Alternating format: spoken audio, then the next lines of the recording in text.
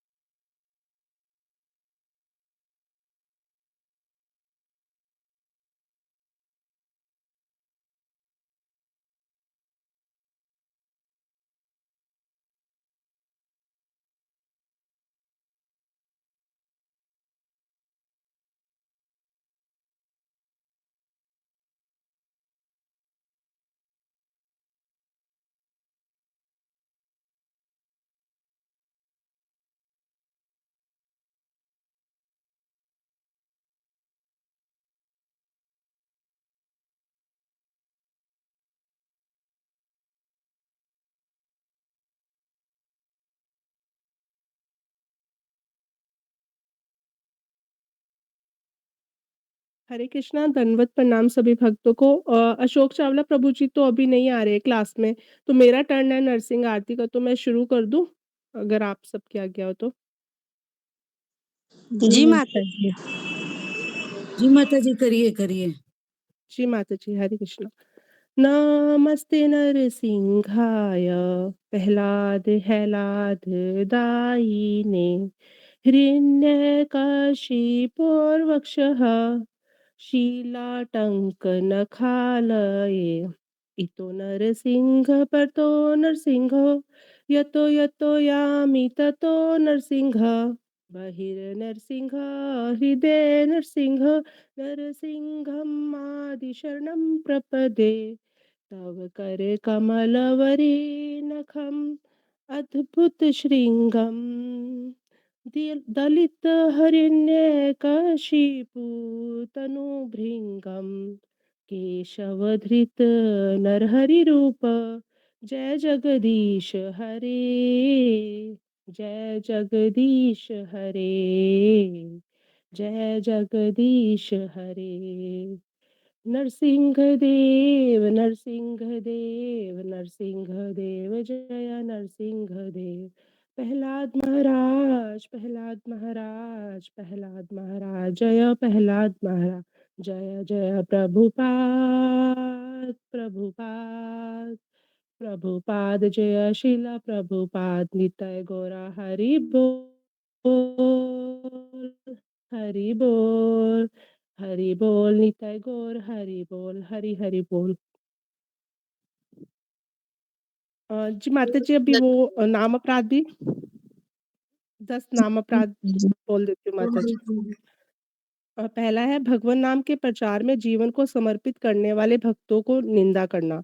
दूसरा, शिव ब्रह्मा आदि देवों के नाम को भगवान नाम के समान अथवा उनसे स्वतंत्र समझना। तीसरा, गुरु की अवज्ञा करना अथवा उन्हें साधारण मनुष्य समझना। चौथा, वैदिक शास्त्रों अथवा प्रमाणों का खंडन करना। पांचवा, हरे कृष्ण महामंत्र के जप की महिमा को काल्पनिक समझना।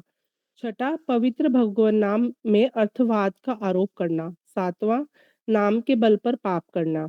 आठवां, हरे कृष्ण महामंत्र के जप को वेदों में वर्णित एक शुभ सकाम कर्म कांड के समान समझना। नौवां, अश्रद्धालु व्यक्ति को हरिनाम की महिमा का उपदेश करना। 10वां, भगवान नाम के जप में पूर्ण विश्वास न होना और इसकी इतनी अगाध महिमा श्रवण करने पर भी भौतिक आसक्ति बनाए रखना। तो भगवान नाम का जप करते समय पूर्ण रूप से सावधान न रहना भी अपराध है। प्रत्येक वैष्णव भक्त को चाहिए कि इन 10 प्रकार के अपराधों से सदा बचकर रहे, ताकि श्री कृष्ण के चरण कमलों में प्रीति शीघ्राति शीघ्र प्राप्त हो, जो मनुष्य जीवन का परम लक्ष्य है।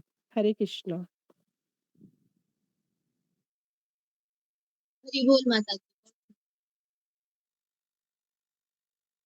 हरि बोल माता जी।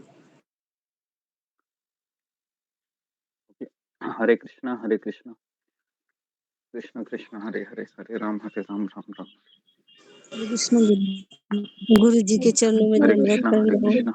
हरे कृष्णा गुरु जी के चरणों में पंचांग प्रणाम। हरे कृष्णा गुरु जी सभी दंडवत भक्तों प्रणाम, के सभी भक्तों को चरणों दंडवत प्रणाम। में हरे कृष्णा बाबा जी के चरणों में दंडवत प्रणाम। हरे कृष्णा गुरु जी दंडवत प्रणाम, सभी को दंडवत प्रणाम। हरे कृष्णा गुरु जी दंडवत प्रणाम, सभी भक्तों को दंडवत प्रणाम। सभी भक्तों को दंडवत प्रणाम।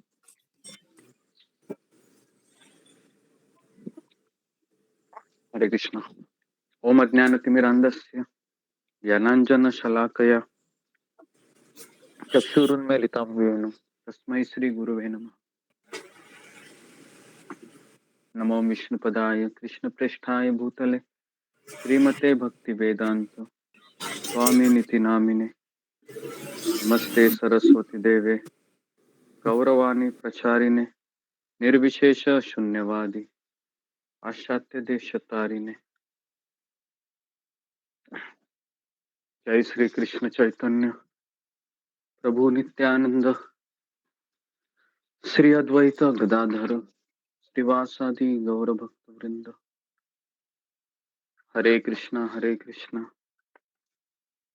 कृष्णा हरे हरे हरे राम राम राम हरे हरे। हरे कृष्णा कृष्ण कृष्ण हरे हरे, हरे राम राम राम।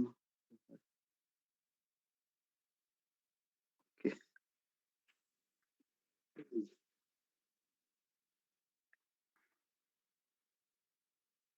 तो सबका स्वागत है सत्र में।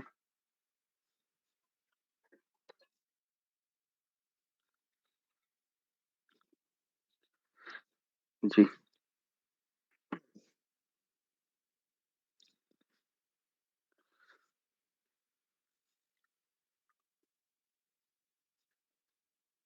हरे कृष्णा गुरुजी, दंडवत प्रणाम। गुरुजी, मेरा टर्न है पिछले सत्र का बताने का, तो मैं बताऊं बताओ गुरुजी? बताओ।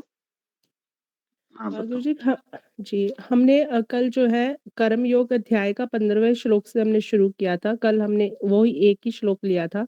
उसमें बताया गया था कि जो यज्ञ है वो नियत कर्मों से उत्पन्न होते हैं और नियत कर्म हमें वेदों से मिलेंगे। फिर आपने क्वेश्चन किया था कि वेदों का अध्ययन किस-किस ने किया है? फिर आपने बताया कि हमें वेदों को पढ़ने की ज़रूरत नहीं है, क्योंकि 15वें अध्याय में कृष्ण ने कहा है कि सारा ज्ञान, समरण, विसमरण मुझसे ही आता है, इसलिए जो है हमें वेदों को पढ़ने की ज़रूरत नहीं है। फिर आपने पूछा था कि अगर कोई हमसे पूछता है कि आप कौन हैं? अगर हमने तिलक लगाया होगा, माला पहनी होगी, तो हम कह सकते हैं कि हम इस्कॉन के फॉलोवर हैं। बट अगर हमने सिर्फ़ नॉर्मल कपड़े डाले हैं, तो हम गलत इंट्रोडक्शन दे सकते हैं कि मेरा नाम ये है, मैं यहाँ रहती हूँ, मैं ये करती हूँ। तो हम जैसा अनुभव कर रहे होते हैं, हम वैसा ही एक बार बताते मान हैं। था। फिर ये ज्ञात कर्म के बारे में बताया कि जो कर्म जो होते हैं वो कृष्ण को प्रसन्न करने के लिए कर्म को जो किए जाते हैं उनको यज्ञार्थ कर्म कहते हैं। तो हम कौन से कृष्ण को प्रसन्न करने के लिए कौन से कर्म कर सकते हैं? तो सबसे पहले हम सुबह उठ के जप कर सकते हैं, गीता भागवत की क्लास सुनते हैं। फिर जो है आपने मंगल आरती के जो लास्ट के 2 श्लोक हैं उनका जो अनुवाद पूछा था, जो अरुणा यादव माता जी ने बताया था कि श्री भगवान के अत्यंत अंतरंग सेवक होने के कारण श्री गुरुदेव को स्वयं श्री भगवान के ही समान सम्मानित किया जाना चाहिए। इस बात को सभी प्रमाणित शास्त्रों ने माना है और सारे महाजनों ने इसका पालन किया है। भगवान श्री हरि के ऐसे प्रमाणित प्रतिनिधि के चरण कमलों में मैं सादर वंदना करता हूँ। श्री गुरुदेव की कृपा से भगवान श्री कृष्ण का आशीर्वाद प्राप्त होता है। श्री गुरुदेव की कृपा के बिना कोई भी प्रगति नहीं कर सकता। अतः मुझे सदैव श्री गुरुदेव का स्मरण व गुणगान करना चाहिए। कम से कम दिन में 3 बार मुझे श्री गुरुदेव के चरण कमलों में सादर नमस्कार करना चाहिए। उसके बाद आपने क्वेश्चन किया था कि कितने लोग बचपन से वेजिटेरियन थे। फिर आपने वाल्मीकि जी का उदाहरण दिया कि जिनको राम नाम का जप भी नहीं करना आता था, लेकिन बाद में उन्होंने राम जी के आने से पहले ही रामायण लिख दी थी। फिर आपने बताया कि वेदों का सार है कृष्ण की भक्ति करना। और फिर आपने पूछा कि कितने लोग जो है वेदों को पढ़ना चाहते हैं। उसमें आपने देवदत्त प्रभु जी का उदाहरण दिया था कि कैसे वो बैंगलोर से जो है 10,000 के 10-15 किलो वेट की बुक्स लेके आए, बट उससे क्या हुआ कि वो इस्कॉन छोड़ के चले गए और वो अब मध्वाचार्य जी के अंडर है। तो उसमें आपने इसका कंक्लूजन ये था कि हमें सिर्फ प्रभुपाद जी की ही बुक्स पढ़नी है, उसमें सब कुछ है। तो जो है कुछ शास्त्र हैं रजोगुनी होते हैं, कुछ तमोगुनी होते हैं, तो हमें हमें डरना चाहिए एक्स्ट्रा बुक्स को पढ़ने के लिए। हमें अपनी दिनचर्या ऐसे बनानी चाहिए कि हमारे कान जो है हमेशा श्रवण में अंगेज रहें। आपने कहा कि गीता भागवत सुनो, बीच-बीच में चैतन्य चरितामृत पढ़ो, ये काफ़ी है। फिर उसके बाद हम वापस से श्लोक पे आए थे कि वेदों के निर्देश के बिना किया गया कोई भी कर्म विकर्म या अवैध या पापून कर्म कहलाता है। तो आपने बताया कि जैसे शास्त्रों में जो है मांसाहार निषेध है, नशा निषेध है, फिर लोग क्यों आकर्षित होते हैं? तो उसका कारण आपने बताया कि संसार दुखों से भरा है, तो लोग जो है सुख ढूँढने के लिए नशा करते हैं। लेकिन नशा उतरते ही वापस से वही सब थॉट्स आते हैं। तो उसमें फिर आपने गौरांग प्रभु जी का एग्ज़ाम्पल दिया कि वो संजीवनी बूटी वाला कि धर्म के आधार पर लोग इंद्रिय तृप्ति करते हैं कि ये संजीवनी बूटी है। तो उसके बाद हम वापस से श्लोक पे आए थे, उसमें ये था कि वेदों में निर्देश भगवान के श्वास से प्रकट होते हैं। बृहदारण्यक उपनिषद में बताया गया कि जो चारों वेद है, ऋग्वेद, यजुर्वेद, सामवेद, अथर्ववेद, वो भगवान के श्वास से उद्भूत है। और ब्रह्म संहिता में भी कहा गया है कि भगवान अपनी एक इंद्रिय से समस्त इंद्रियों का कार्य कर सकते हैं। फिर इसमें आपने रघुनंदन की कहानी बताई थी, कैसे स्वयं भगवान प्रकट होके जो है भोग को खाते हैं। फिर उसके बाद आपने बताया कि हम सब जो है बद्ध जीव है, हमें जैसे ही पोषक वातावरण मिलेगा हम उस ओर आकर्षित होंगे। इसमें फिर आपने जहाज का उदाहरण दिया था कि कैसे 4 मंथ की वैकेशन को लोग 6 मंथ में एक्सटेंड करते हैं। और आपने बताया कि सबसे ज़्यादा इंद्रिय तृप्ति एक भारतीय करता है जब वह विदेश में जाता है। और आपने बताया कि जब हम टूर करेंगे विदेश का तो हमें पता चलेगा कि जो प्रभुपाद जी ने जो बुक्स में लिखा है वो सब कुछ सच है। विदेशों में हमें सब कुछ मिलता है, अच्छे कपड़े मिलते हैं, अच्छा होटल सब कुछ मिलता है लेकिन अपनापन नहीं मिलता है। तो उसके बाद आपने 3 कैटेगरी के जीवात्मा बताए थे कि जो पहला कैटेगरी का होता है जो शास्त्र पढ़कर ही समझ आता है, लेकिन जो दूसरा होता है वो मज़ा करता है, बाद में उसको पता चलता है कि ये संसार दुखों से भरा है। लेकिन जो तीसरे कैटेगरी का व्यक्ति होता है, वो अनुभव भी करता है परंतु उसमें सीखता नहीं। इसमें आपने एक चोर का उदाहरण दिया था।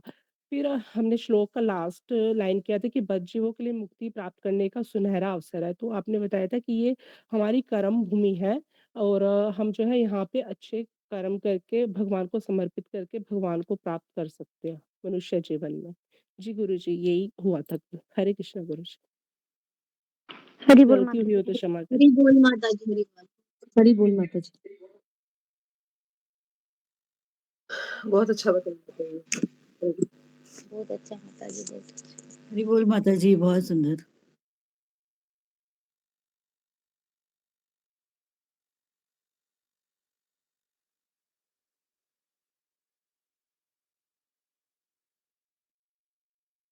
आहेत आत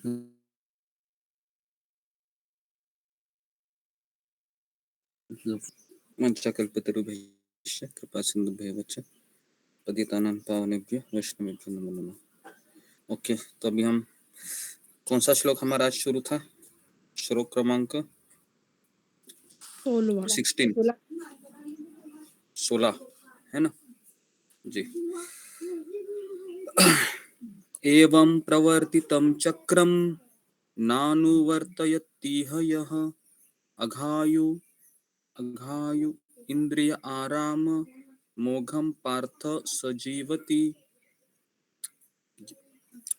हे प्रिय अर्जुन, कृष्ण भगवान अर्जुन को कह रहे हैं, हे प्रिय अर्जुन, जो मानव जीवन में इस प्रकार वेदों द्वारा स्थापित यज्ञ चक्र का पालन नहीं करता वह निश्चय ही पापमय जीवन व्यतीत करता है। ऐसा व्यक्ति केवल इंद्रियों की तुष्टि के लिए व्यर्थ ही जीवित रहता है। बहुत इंपॉर्टेंट श्लोक है ये। मेरा आवाज सबको आ रहा है? सब लोग अपने कैमरा को जी ऑन गुरु रखिए। जी। जी गुरुजी। कैमरा को ऑन रखिए। बार बार बताने के बाद भी आप अपराध करते रहते। ओके,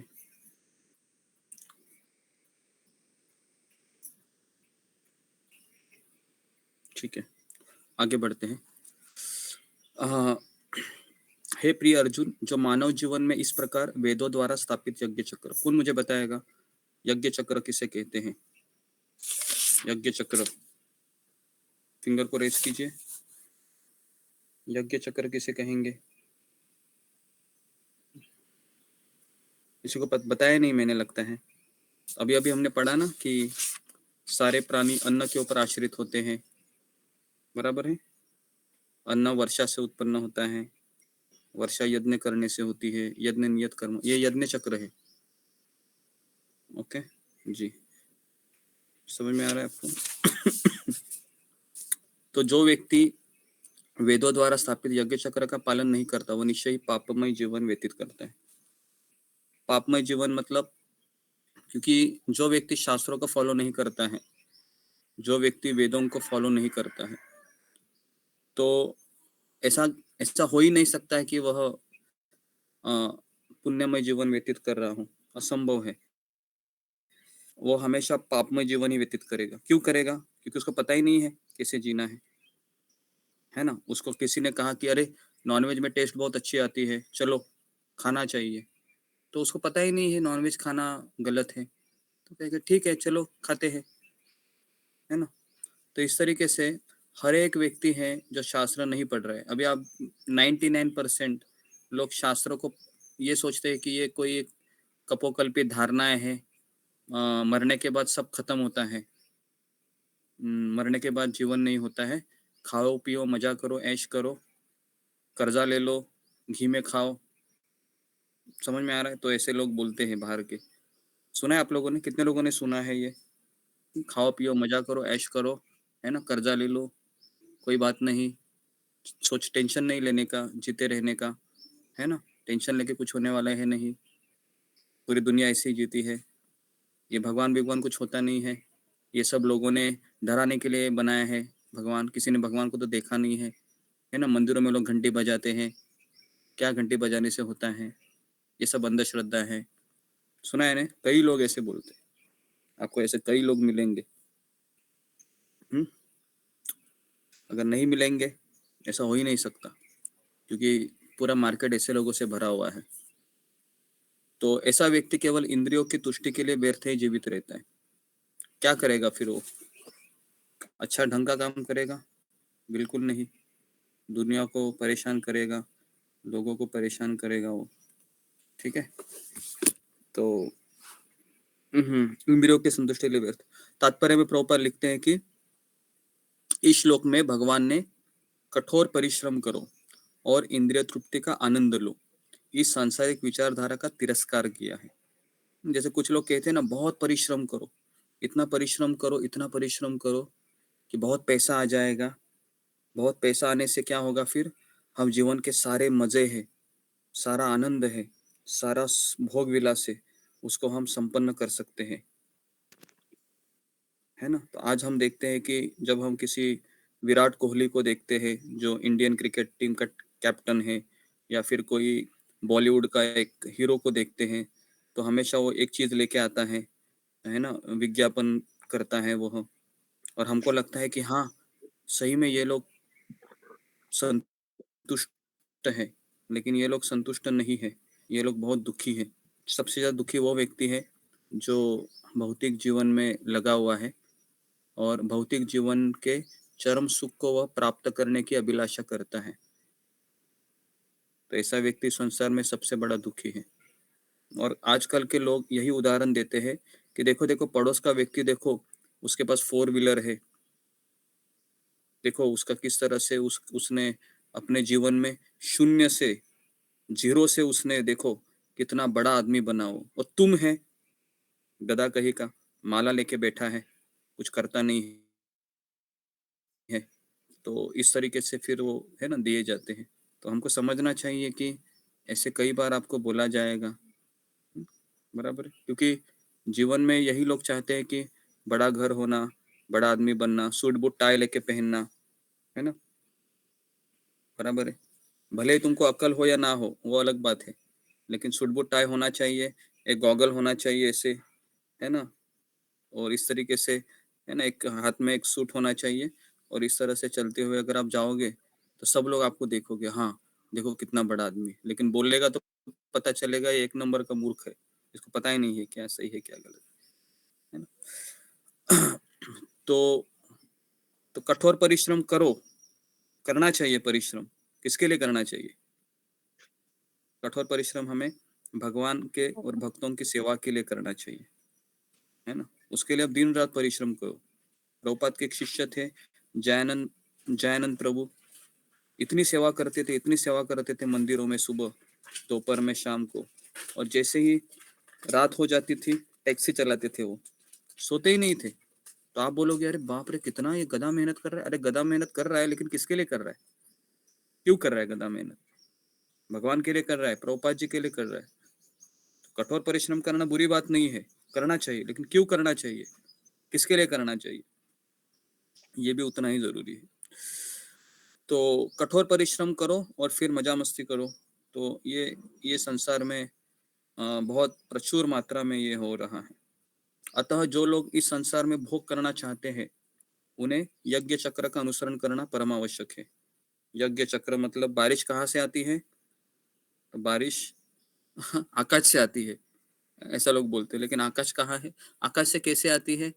तो वही फिर पानी का बाष्पीभवन होता है, बादल हो जाते हैं, अपने आप होता है। सूर्य कहाँ से आता है?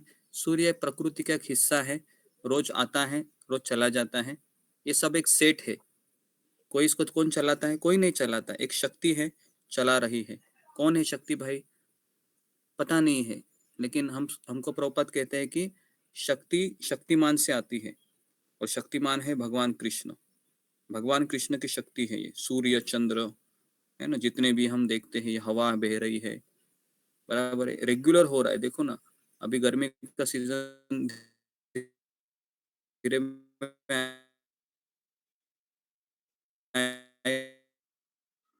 आएगा, तो आप देखो वापस फिर बारिश आएगी। तो ये चल रहा है चक्र, है ना।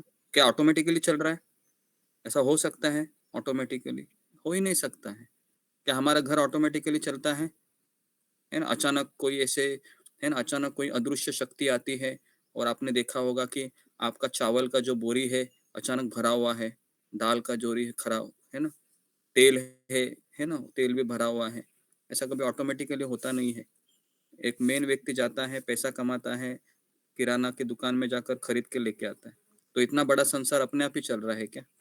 थोड़ा सा दिमाग लगाना चाहिए। इतना पूरा संसार है, इसको कोई ना कोई व्यक्ति चला रहा है, और उसी व्यक्ति को हम भगवान कहते हैं। तो जो ऐसे विधि विधानों का पालन नहीं करता है, वह अधिकाधिक तिरस्कृत होने के कारण उसका जीवन अत्यंत संकटपूर्ण रहता है। तो जो व्यक्ति विधि विधानों का पालन नहीं करता है, फिर वह, अगर देखो, जेल में अगर हम नियमों का पालन नहीं करेंगे, अपनी मर्जी से मनमानी करेंगे, तो क्या होगा? जेलर क्या करेगा? आपको जेलर आपकी सजाएं बढ़ा देगा। अभी लोग इतने फ्रस्ट्रेट क्यों है, परेशान क्यों है ना? आज ही मैंने एक न्यूज़ देखा था, तो उसमें देखा कि कोटा में एक लड़की ने सुसाइड कर लिया। क्यों किया सुसाइड? क्योंकि उसको इतना प्रेशराइज किया गया, है ना, एग्जाम के लिए। तो उसने कहा कि मैं अच्छी लड़की नहीं हूँ। उसने सुसाइडल नोट रखा और कहा कि मैं अभी सुसाइड करने जा रही हूँ, और सुसाइड भी किया उसने। तो इसके लिए ये पता ही नहीं है कि ये जीवन किस लिए दिया है, और खास करके माता पिता को नहीं पता होता है, तो ये बहुत दुख की बात होती है। हर माता पिता को ऐसा लगता है कि मैंने इसके ऊपर लाखों रुपया खर्चा किया है, ये कुछ करेगा नहीं, करेगी नहीं, तो उसको प्रेशराइज किया जाता है। तो मैं तो चाहता हूँ फिर ऐसे लोग इतना बड़ा फी भी ना भरे, ताकि, है ना, जो भी है। तो विधि विधानों का पालन नहीं करता है, वह संकटपूर्ण जीवन बिताता है। विधि विधान मतलब, अगर हम रास्ते पर चल रहे हैं, तो ग्रीन सिग्नल आया है तो चलना चाहिए, रेड सिग्नल आया है तो हमें रुकना चाहिए, बराबर है। तो ये विधि विधान अगर हम रोड पे फॉलो नहीं करेंगे तो क्या होगा? दुर्घटना होगा। एक्सीडेंट होगा हमारा, है ना, हमारा एक्सीडेंट हो सकता है, या फिर हम जख्मी हो सकते हैं, घायल हो सकते हैं। तो विधि विधानों का पालन नहीं करेंगे तो एक्सीडेंट होना निश्चित है। अभी हम सब लोग देखो, एटलीस्ट 16 माला का जप कर रहे हैं, सत्संग कर रहे हैं, तो दिमाग शांत है, बहुत शांत है दिमाग, है ना। ज्यादा, आप पहले जीवन देखो, आप कितने एजिटेट होते रहते होंगे आप, है ना, बराबर है। दोपहर का हो गया और फिर कितना चिल्लम चिल्ली होता है, इसने ये किया, बच्चे ने थोड़ी सी गलती किया तो माँ का टेम्परेचर इतना गर्म होता है कि फिर वो अपने आप को रोक नहीं पाती है, और फिर वो, है ना, रात भर वही चलता रहता है।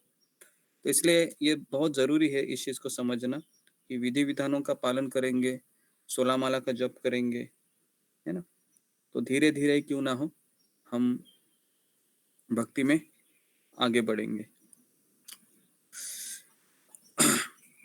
प्रकृति के अनुसार मानव शरीर विशेष रूप से आत्म साक्षात्कार के लिए मिला है। तो मानव शरीर में बार बार हम चर्चा करते हैं कि स्वर्गलोक में जो शरीर है वो मजा करने के लिए मिला है, क्योंकि आप स्वर्गलोक का शरीर में आप तपस्या ज्यादा कर नहीं सकते, क्योंकि वो बॉडी अलग है। लेकिन ये जो मर्त्य लोक में जो शरीर मिला है हमें, ये जो है ना हम सबका है, इसको क्या जड़ शरीर कहते हैं, पंच महाभूतों से बना हुआ है। तो ये आत्म साक्षात्कार के लिए मिला। इसको आप बहुत तपा सकते हो, पता है। आप 2 बजे 1 बजे उठकर भी आप नहा सकते हो ठंडे पानी से, और फिर भी आपको कुछ नहीं होगा।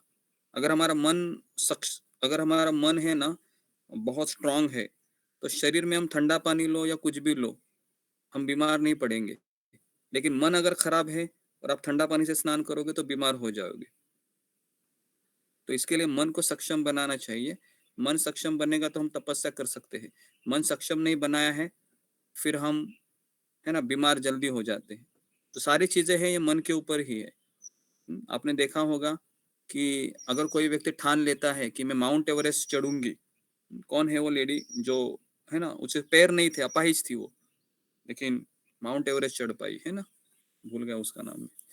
तो इस तरीके से, हाँ, अरुणिमा सिन्हा, हाँ जी जी। तो मन में है ना बहुत ताकत होती है, आप बिलीव नहीं करोगे। आप जितना अपने मन को स्ट्रांग करोगे ना, बड़ा सा बड़ा चट्टान जैसे समस्याओं के हम आसानी से उसको हम, है ना, बाईपास करेंगे। लेकिन मन अगर हमारा बहुत वीक है तो हम टूट जाएंगे, परेशान हो जाएंगे और फिर हम दूसरों को तकलीफ देंगे।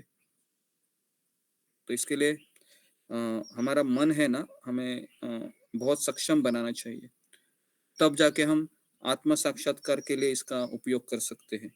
अभी इसलिए नहीं हो रहा है आत्म साक्षात्कार क्योंकि मन ही पंक्चर है। थोड़ी थोड़ी चीजों में मन पंक्चर हो जाता है, पता है आपको, कलयुग में थोड़ा, अगर बच्चा स्कूल से लेट आया तो भी मन पंक्चर होता है, पता है आपको। अगर पति लेट आ गया, कुछ लेके नहीं आया, है ना, मार्केट से, तो भी मन पंक्चर होता है। तो मन पंक्चर होने के कई कारण होते हैं।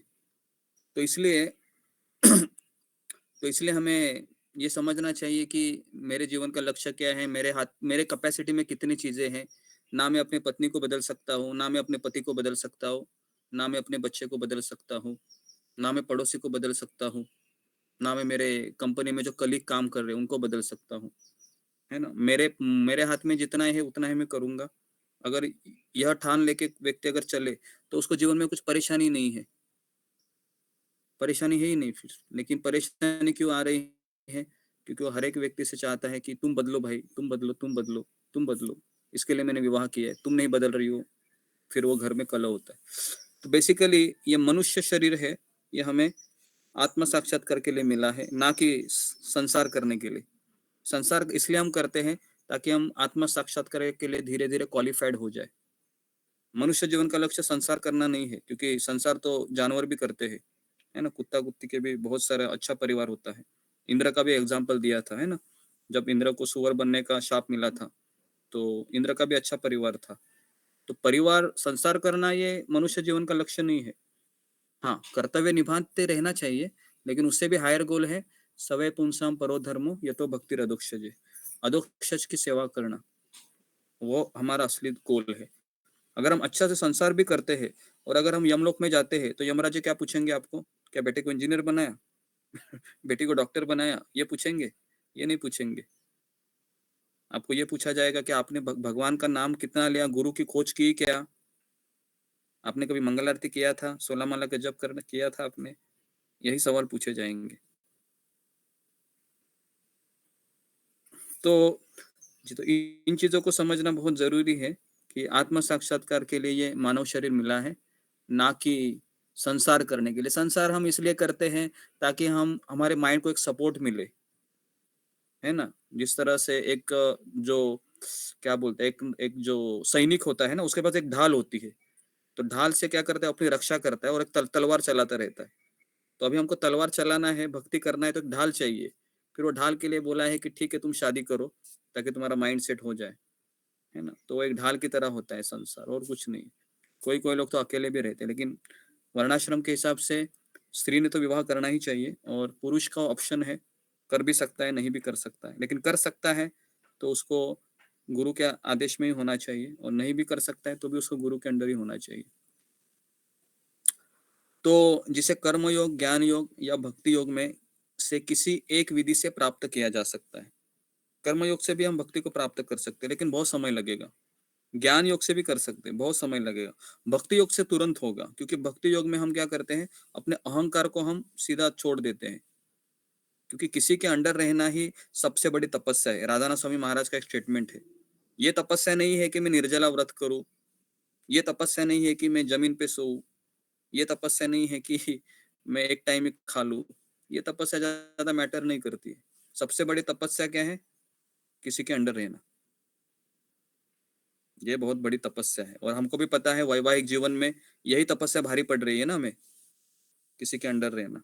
इसके लिए तो सब कुछ हो रहा है। तो ये सबसे बड़ी तपस्या है, किसी ना किसी के अंडर रहना। अगर पति पत्नी के अंडर नहीं रहना है तो फिर कम से कम हमें गुरु के अंडर रहना चाहिए।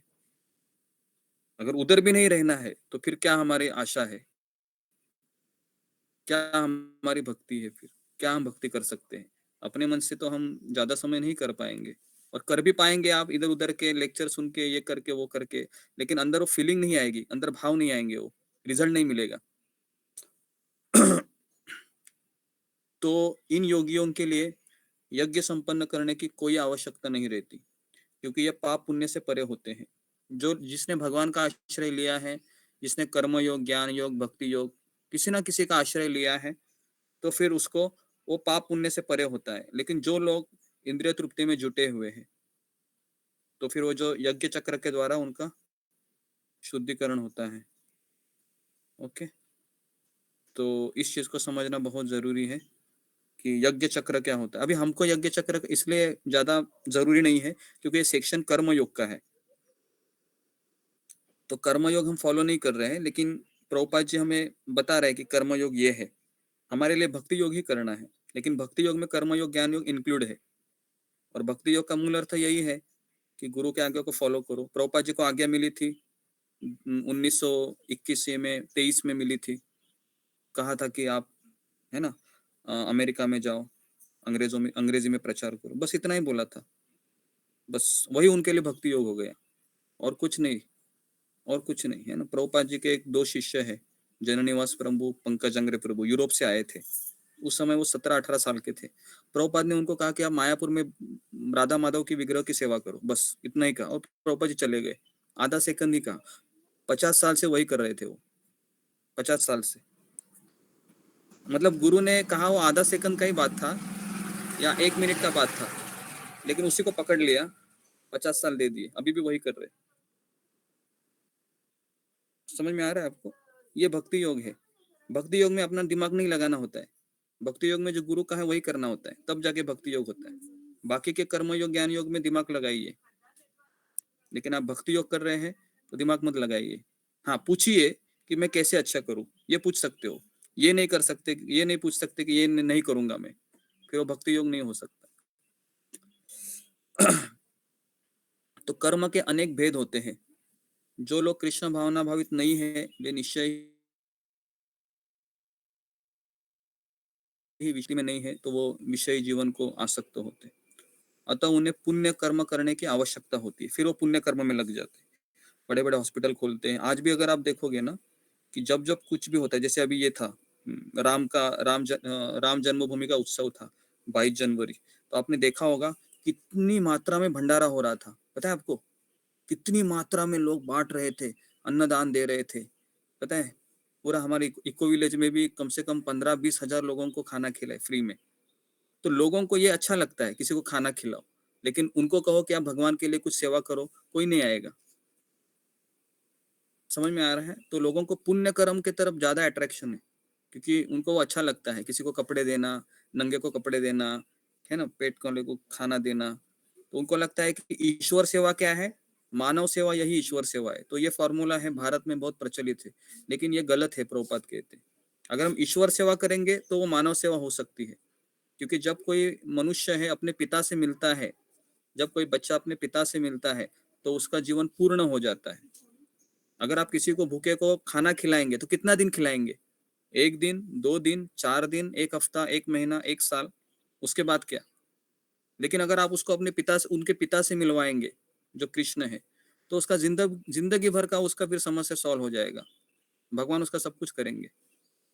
तो ये चीज हमको पता नहीं चल रही है एक्चुअली, है ना। जब हम किसी को भगवान से कनेक्ट करते हैं ना, तो भगवान उसका सारा ख्याल रखते हैं, और हम अपनी इच्छा से करेंगे तो हम नहीं कर सकते। हम 4 दिन, 6 दिन, 8 दिन, 10 दिन करेंगे मैक्सिमम। उसके बाद हमको बोझ बन जाएगा वो, अरे मैं इसको भी खिलाऊं क्या अभी, इस तरीके से। तो इसके लिए भारत में पुण्य कर्म करना ये बहुत ही ये हो गया। अभी पुण्य कर्म पे ज्यादा जोर दिया जाता है भारत में। आज भी अगर कहाँ पर भी स्लोगन आ गया है ना कि खाना खिलाना है, जैसे कोरोना में आप देखो खाना खिलाते समय कितने लोग डोनेशन दे रहे थे इस्कॉन को। फिर इस्कॉन ने भी वो फूड फॉर लाइफ का प्रोग्राम किया, फ्री में खिचड़ी बांट रहे थे, है ना। वृंदावन में माधवाज खिचड़ी बांट रहे थे, दिल्ली में है ना बड़े इस्कॉन के मंदिर है वो बांट रहे थे। तो सब जगह पर लोग खाना खिलाना है ना, ये सबसे बड़ा कार्य माना जाता है। लेकिन एक चीज हम मिस कर रहे हैं कि हम कितने दिन खाना खिला सकते हैं, ये हमें अपने आप को पूछना चाहिए। अगर हम उसको चाहते हैं उसको परमानेंटली खाना मिल जाए, बेटर है आप उसको भगवान से कनेक्ट करें। तो यज्ञ पद्धति इस प्रकार सुनियोजित है कि विषय उन्मुख लोग विषयों के फल में फंसे बिना अपनी इच्छाओं की पूर्ति कर सकते हैं। हाँ, तो हम जब यज्ञ करते हैं भगवान के लिए, तो धीरे धीरे धीरे धीरे हमारी वासनाएं, हमारी गलत गलत इच्छाएं कम होती रहती। अगर हम यज्ञ नहीं करेंगे तो हम विषय जीवन की तरफ और एक स्टेप आगे जाते हैं। तो इसके लिए यज्ञ करना चाहिए और भगवान की योजना पर निर्भर होना चाहिए। संसार की संपन्नता हमारे प्रयासों पर नहीं, इसको अंडरलाइन कीजिए, वेरी वेरी इंपॉर्टेंट है। संसार की संपन्नता हमारे प्रयासों पर नहीं है ज्यादा, अपितु परमेश्वर की योजना पर निर्भर है। मिला सबको लाइन वो गीता में? देखिए, मिला सबको लाइन वो, उसको अंडरलाइन कीजिए, नहीं तो लिख लीजिए। संसार की संपन्नता हमारे प्रयासों पर नहीं है ज्यादा, भगवान की प्रसन्नता या भगवान की योजना पर निर्भर है, जिससे देवता भी संपादित करते हैं, है ना, देवता भी उसमें फिर आ जाते हैं। तो इसलिए हमें पता नहीं भगवान की योजना मेरे जीवन में क्या है, लेकिन मुझे इतना तो पता है ना कि मुझे एक प्रभुपाद जी जैसे शिक्षा गुरु मिले हैं और मुझे 16 माला का जप करना है, 4 नियम का पालन करना है, मुझे करते ही रहना है। ऐसा नहीं है कि मुझे कभी इसको रोकना है, रोकने का समय भी आ सकता है, मन बोलेगा भी कि रुको अभी, रुको अभी, लेकिन वापस हमको मन को समझाना पड़ता है, नहीं मैं कैसे रोक सकता हूँ, क्योंकि मुझे तो ये जीवन का लक्ष्य है मेरे, प्रभुपाद जी को प्रसन्न करना, और उसी के लिए तो मैंने सब कुछ छोड़ छाड़ के बैठा हूँ। तो अभी मैं क्या करूँ, वापस मैं रुक जाऊँ? तो मैं अपने आप को हमेशा ये पूछना चाहिए कि सब कुछ छोड़ छाड़ के हम बैठे हैं, अभी ना हम घर वालों की बात मान रहे हैं एक तरीके से, और अभी हम सोचेंगे मैं रुक जाऊं, कैसे हो सकता है ये? हम तो रुक नहीं सकते। अगर हम रुक गए तो फिर जो हमने पास्ट में किया था भूतकाल में इतने लोगों के साथ, तो फिर वो उसका भी हमको हिसाब किताब लेना पड़ेगा, क्योंकि हम भक्ति मार्ग में कई लोगों को हम ना बोलते हैं, मना करते हैं, और अगर हम रुक गए अभी तो हम कहीं के नहीं रहेंगे, है ना, हमारा धोबी के कुत्ते के जैसा हमारा हालत हो जाएगा। क्योंकि हमने कितने पिछले 2 साल 1.5 साल जब से हम भक्ति में लगे, कितने लोगों का मन दुखाया है एक तरीके से। अभी हमने मन नहीं दुखाया है क्योंकि वो गलत थे, तो हमने उनको मना किया इन चीजों के लिए। जैसे वो कहते हैं नॉनवेज खाओ, प्याज लहसुन खाओ, तो हमको पता है कि मुझे मना करना ही पड़ेगा, मैंने, या चाय कॉफी पी लो, मुझे मना करना ही पड़ेगा। लेकिन अभी क्या हो रहा है, अभी फिर मैंने मना करते करते 2 साल हो गए, अभी मेरे मन में ऐसा लग रहा है कि बस हो गया भक्ति मार्ग, छोड़ दो अभी, या थोड़ा सा कम कर लूं। तो क्या होगा पता है, फिर हमने जो 2 साल में जो मना किया था इतने लोगों को, उसका भी हिसाब किताब फिर लगेगा हमें, क्योंकि अगर आपको छोड़ना ही था तो फिर इतना मना वगैरह क्यों किया, है ना। हाँ, ये हो सकता है कि मुझे छोड़ने की इच्छा हो रही है लेकिन मुझे छोड़ना नहीं है, इसके लिए मैं मार्गदर्शन लूंगा, मैं फाइट मारूंगा, ये अलग एटीट्यूड होता है। दूसरा एटीट्यूड होता है अभी मैं चुप बैठूं, मुझे कोई सपोर्ट सिस्टम नहीं मिल रहा है, तो ये गलत है। तो हमें कभी पीछे नहीं हटना है, इस मार्ग में आगे तो चलना है, चलते रहना है। तो इसलिए हमारे प्रयास हमको करते रहना है, लेकिन भगवान की योजना हमेशा हमको यही रहेगी। कृष्ण चाहते हैं हर एक जीवात्मा को भगवान है अपने घर बुलाना चाहते हैं। हर पिता चाहता है कि मेरा पुत्र मेरे पास रहे। अगर आप माता पिता है तो आप नहीं चाहोगे क्या? अगर आपका पुत्र गया है कहीं बाहर छोड़ के, तो नहीं चाहेंगे आप मेरे पास रहे? कोई भी चाहेगा, नॉर्मल है ये चाहना। तो क्या भगवान परम पिता हमारे हैं, वो नहीं चाहेंगे कि आप हम जल्दी से जल्दी मेरे पास आ जाए, है ना। तो इसलिए भगवान ज्यादा चाहते हैं कि हम उनके पास आ जाए।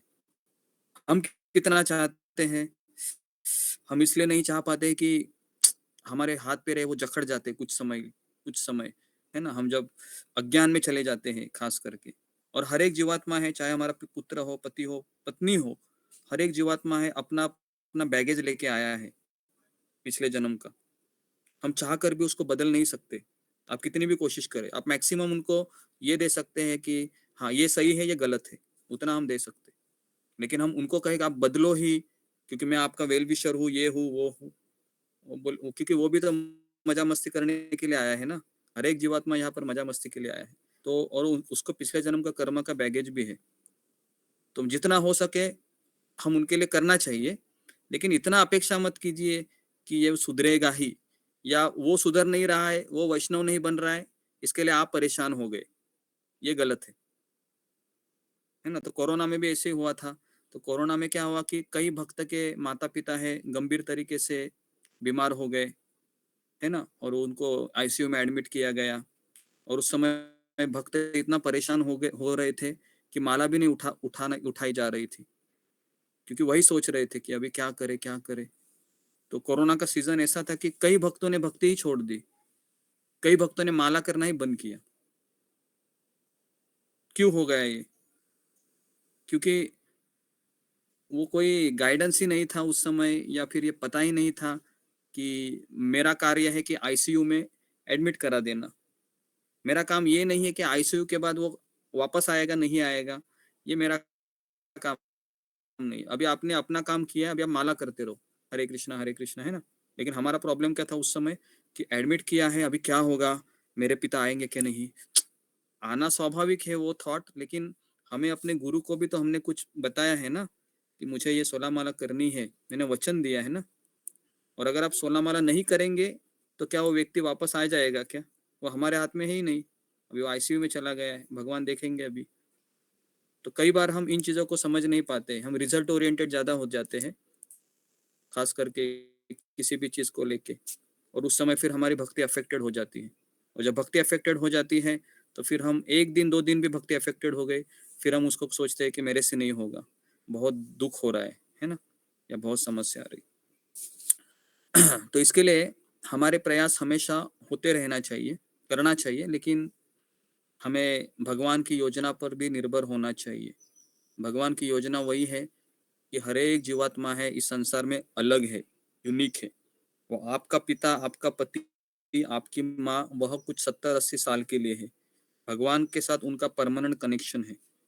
तो इसके लिए आपसे भी ज्यादा भगवान को उसको ज्यादा फिक्र है। लेकिन हमें भूल जाते हैं, हमें लगता है कि मैं नहीं ख्याल रखूंगा तो क्या होगा। ख्याल रखिए, लेकिन इतना मत उसमें उलझ जाइए कि मेरी माला ही ना हो, ये नहीं होना चाहिए। अतः वेदों में वर्णित देवताओं को लक्षित करने के लिए यज्ञ किए जाते हैं। तो यज्ञ इसलिए किए जाते हैं कि देवताओं को प्रसन्न करे, ताकि मुझे कुछ प्राप्त हो। पूरा संसार डिजाइन ही ऐसा किया गया है कि हर एक व्यक्ति अपनी इच्छा को पूर्ण करना चाहता है, लेकिन अभी हम अवैध तरीके से इच्छा पूर्ण कर रहे हैं। अवैध तरीका मतलब जो शास्त्रों में निहित नहीं है। तो इसलिए हम जब वेदों को खोलते हैं, पढ़ते हैं, तो पता चलता है कि 12 सोमवार, 15 जो भी है ना, मार्गशीर्ष महीना, श्रावण महीना, संकष्टी, छठ पूजा, महाशिवरात्रि या नवरात्रि का फास्टिंग, ये सब करने से फिर हमको पता चलता है कि कुछ तो प्राप्त हो जाता है हमें, है ना। तो अप्रत्यक्ष रूप से यह कृष्ण भावनामृत का ही अभ्यास रहता है। कैसे? कौन बताएगा मुझे? कि एक तरीके से देवताओं को लक्षित करके जो यज्ञ किए जाते हैं, अप्रत्यक्ष रूप से वह कृष्ण भावना का ही अभ्यास रहता है। क्योंकि जब कोई इन यज्ञों में दक्षता प्राप्त कर लेता है तो वह अवश्य ही कृष्ण भावना भावित हो जाता है। कैसे? क्योंकि उसको पता होता है कि यज्ञ का जो यज्ञ के जो स्वामी है वो कृष्ण है। मैं भले ही यज्ञ देवी देवताओं का कर रहा हूँ, शिव जी का, गणेश जी का, लेकिन जब वो गीता पढ़ता है तो उसको धीरे धीरे पता चलता है कि जो देवताओं को यज्ञ में कर रहा था, उस यज्ञ का फल देने वाला भी कृष्ण ही है, और देवता लोगों को बिठाया भी कृष्ण नहीं है, और देवता लोगों को एम्पावर्ड भी कृष्ण नहीं किया है कि वहां पर आप बैठो करके। तो सारी जगह पर कृष्ण ही नजर आते हैं, फिर कृष्ण का ही रोल नजर आता है। किंतु ऐसे यज्ञ करने से कोई कृष्ण भावना भावित नहीं हो पाता, तो इसे कोरी आचार संहिता समझना चाहिए। प्रॉपर लिखते मतलब फिर वो फॉर्मेलिटी है और कुछ नहीं है। क्योंकि यज्ञ करने से हम देखते हैं कि लोग कृष्ण भावना भावित होते हैं क्या? आपने देखा है जब शादी होती है तो अगले दिन क्या होता है? सत्यनारायण का पूजा होता है आपके पास कोई तो पूजा ऐसा होता है ना, आपने देखा होगा। शादी होने के बाद अगले दिन वही होता है। हाँ होता और उस समय आपने देखा, उस समय फिर वो आता है ब्राह्मण, है ना, ठन ठन ठन ठन मंत्र बोलता है, और उस समय किसी का ध्यान भी नहीं होता है, और वो ब्राह्मण को भी पता है धुआं निकलना चाहिए, बस बहुत सारा वो मार देता है, पूरा ऐसे धुआं आता है, बस मंत्र वो क्या बोल रहा है किसी को इंटरेस्ट नहीं होता है ना, सत्यनारायण की पूजा में। तो फिर वो क्या है, वो फॉर्मेलिटी है बस, और कुछ नहीं है। बस फिर वो दक्षिणा मांगेगा 500-1000 रुपये, अभी तो रेट बढ़ गए हैं, है ना। तो इस तरीके से इसको केवल कोरी आचार संहिता समझना चाहिए। अतः मनुष्य को चाहिए कि वे आचार संहिता तक ही अपनी प्रगति को सीमित न करे। प्रभुपाद लिखते हैं कि आप आगे बढ़े, अपितु उसे पार करके कृष्ण भावनामृत को प्राप्त हो। प्रभुपाद जी का हर एक तात्पर्य है, अपील है, एक तरीके से पुकार रहे प्रभुपाद जी कि यहाँ पर ही मत रुको, आगे बढ़ो, यहाँ पर ही मत रुको, आगे बढ़ो। लेकिन आगे बढ़ने के लिए फिर हमें बल भी तो चाहिए ना, कैसे आगे बढ़े? ऐसे तो नहीं ना कि चलो अगर हमको, मैं गाड़ी से भी मुझे आगे जाना है तो पेट्रोल चाहिए, तभी तो आगे बढ़ूंगा। तो हमारे भीतर भी वो पेट्रोल चाहिए ना, तब जाके मैं आगे बढ़ूंगा या आगे बढ़ूंगी, इस तरीके से। तो ये हो गया 16वां श्लोक हो गया। सबको समझ में आया? किसी का कुछ प्रश्न है इसमें जो अभी मैंने चर्चा की, या फिर 17वें श्लोक में जाते हैं? सबको समझ में आया? आशा करता हूँ समझ में तो आया होगा। जी वृषाली तट। हरे कृष्ण गुरु जी, दंडवत प्रणाम। सभी भक्तों को दंडवत प्रणाम। गुरु जी, सत्यनारायण भगवान भी विष्णु के ही अवतार है ना, तो उनकी पूजा करना गलत कैसे हो सकता है? मैं गलत सही की बात नहीं किया, मैंने ये कहा कि वो आचार संहिता समझना, आचार संहिता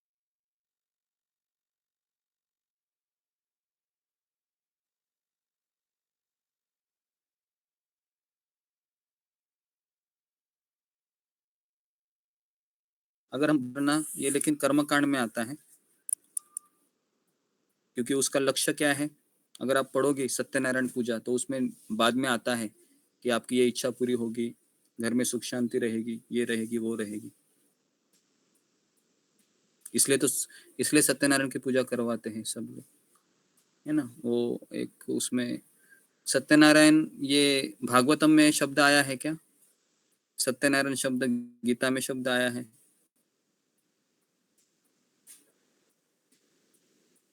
तो नारायण हमने सुना है, सत्यनारायण भी है, कंसेप्ट है, लेकिन वह पुराणों में है, या फिर वह पुराणों में ही है वो, ऐका सत्यनारायण जो भी है। तो इसके लिए महाराज ने मैंने बताया था ना, एक भक्त है सत्यनारायण प्रभु करके, जो बहुत माला करते हैं। बताया था मैंने एक बार, उठते बैठते चलते फिरते, याद है आपको?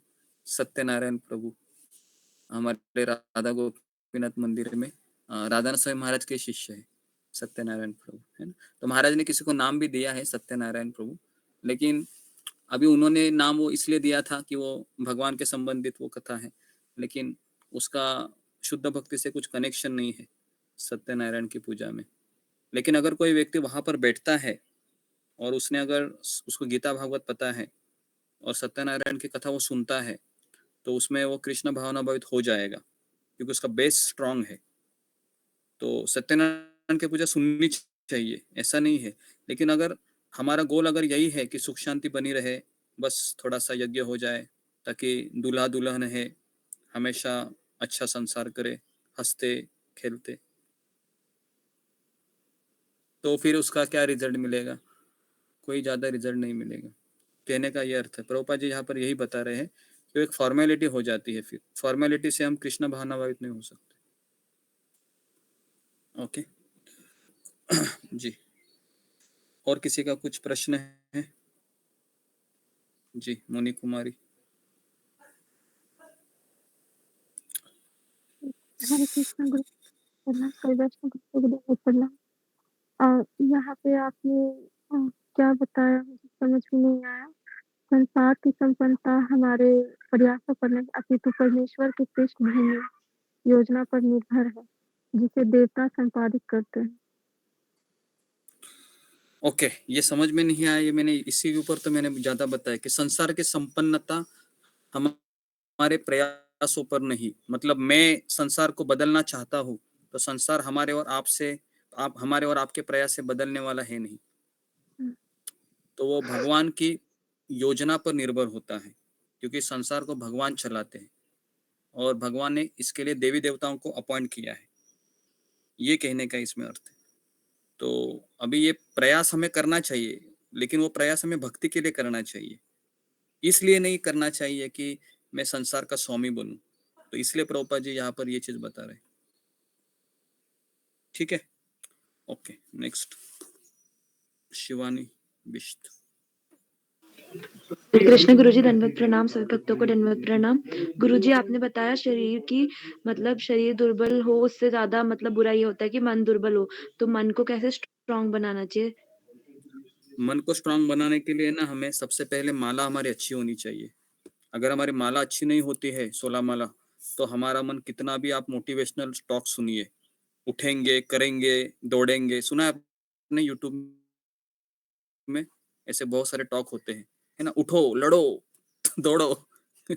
लेकिन जब तक अंदर से हम खोखले हैं, अंदर कृष्ण भावना भावित ही नहीं है, क्या दौड़ेंगे हम, कितना दौड़ पाएंगे, है ना। तो इसलिए हमें पहले तो हमारी माला अच्छी होनी चाहिए। जो व्यक्ति 16 माला उसका अच्छा हो गया है, भले अच्छा हो या ना हो, एटलीस्ट वो प्रयास कर रहा है, सुबह उठ के संघर्ष कर रहा है, तो फिर वो उसका मन स्ट्रांग हो सकता है।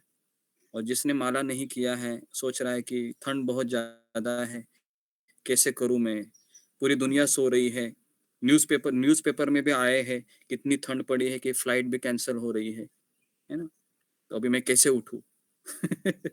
तो हमारा मन इस तरीके से बहाने देता है, इतना बहाने देता है, कभी कभी बोलता है कि है ना, मुझे लगता है कि सुबह न उठने के अगर बहाने हैं, तो मुझे लगता है कि हम एक अच्छा सा आर्टिकल लिख सकते हैं उसके ऊपर, है ना। इतने मन में आइडियाज है हमारे सुबह न उठने के।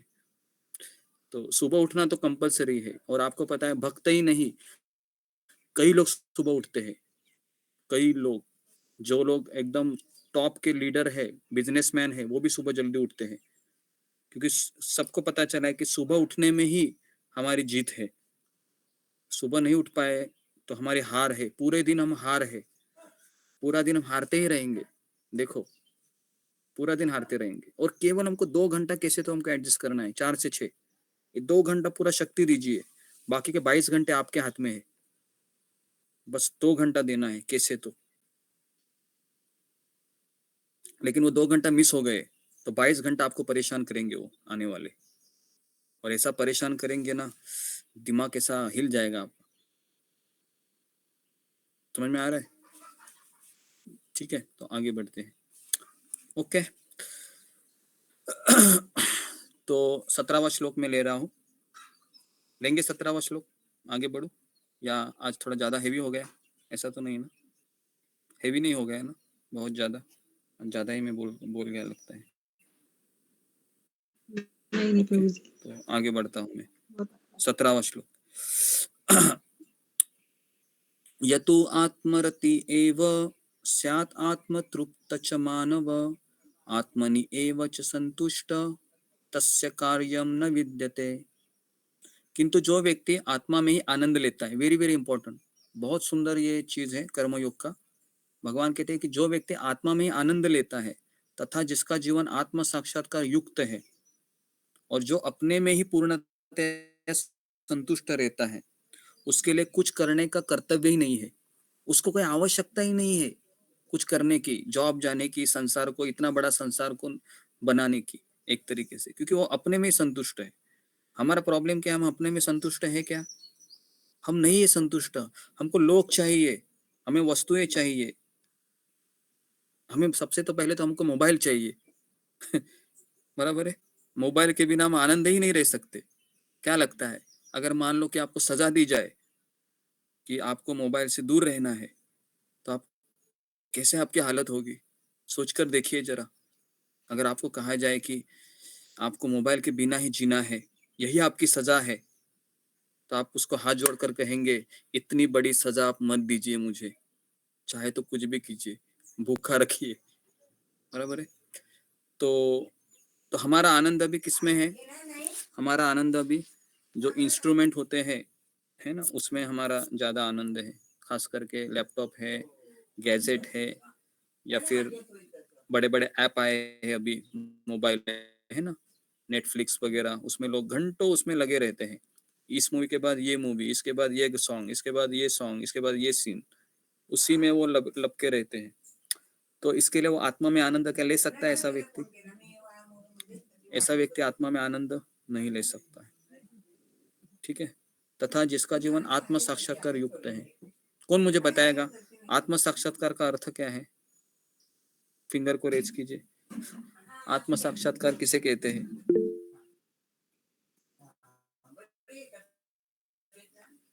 जी, आत्म साक्षात्कार का अर्थ क्या है? जी, रीना सिंह। हरे कृष्णा। विद्वान से भक्तों को गुरुदेव के चरणों में धन्यवाद। गुरुदेव, आत्म साक्षात्कार का मतलब कि उसको ये पता चल गया है कि वो शरीर नहीं आत्मा है और भगवान का ये नित्य सेवक है, पूर्णतः कृष्ण भावना भावित है, तो ये आत्म साक्षात्कार का अर्थ हमें समझ में आ गया। जी, ओके, ये एक उत्तर हो सकता है। आत्म साक्षात्कार का अर्थ है कि मुझे पता है कि मैं आत्मा हूँ, लेकिन मैं उसको रियलाइज नहीं किया हूँ। जो व्यक्ति रियलाइज करता है, उसको रियलाइज करता है कि वो 24 घंटे उसी में रहता है, उसको कहते हैं आत्म साक्षात्कारी व्यक्ति है। अभी अगर उसको मान लो आप दाल राइस भी रोज देंगे, दाल राइस है ना रोज, क्या हम रोज दाल राइस खा सकते हैं? नहीं खा सकते, है ना। वही दाल वही राइस 2-4 दिन में आप बोलोगे कि इतना बड़ा मेरे से ऊपर अन्याय मत कीजिए, कुछ चटपटा दीजिए। लेकिन आत्म साक्षात्कारी है, उसको पता है कि मुझे केवल शरीर को बनाए रखना है ना, तो मुझे दाल राइस चलेगा। तो आत्म साक्षात्कारी व्यक्ति है वह केवल शरीर को बनाए रखने के लिए जीता है, क्योंकि उसको पता है मैं शरीर को मुझे इसलिए बनाना था क्योंकि आत्मा इसमें है। और तो इस तरीके से वो आत्मा के जो लक्षण है या आत्मा के जो ध्येय है ना, उससे ही वह अपना जीवन को यापन करता है, अपने में ही संतुष्ट रहता है। तो आजकल लोग अपने में संतुष्ट रहते हैं, पता है कैसे? अगर उसको एक मोबाइल दिया जाए तो आपने देखा है वो व्यक्ति अपने में संतुष्ट रहता है ना, अपने में ही। उसको भूख लगती है? नहीं। प्यास लगती है? नहीं। उसको मित्र चाहिए? नहीं, कोई नहीं चाहिए, अपने में आनंद लेता है वो।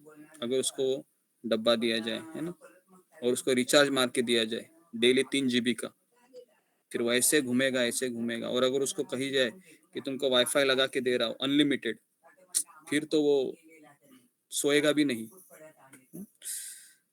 तो इस तरीके से अपने में संतुष्ट रहना कठिन है बहुत, है ना? अपने में संतुष्ट रहने वाला व्यक्ति एक्चुअल में वह धनवान व्यक्ति है, क्योंकि उसको किसी की आवश्यकता नहीं है।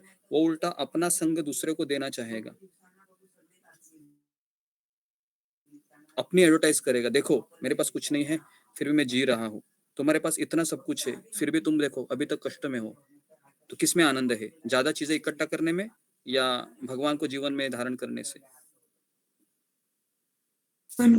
को जीवन तो इस तरीके से भगवान को जीवन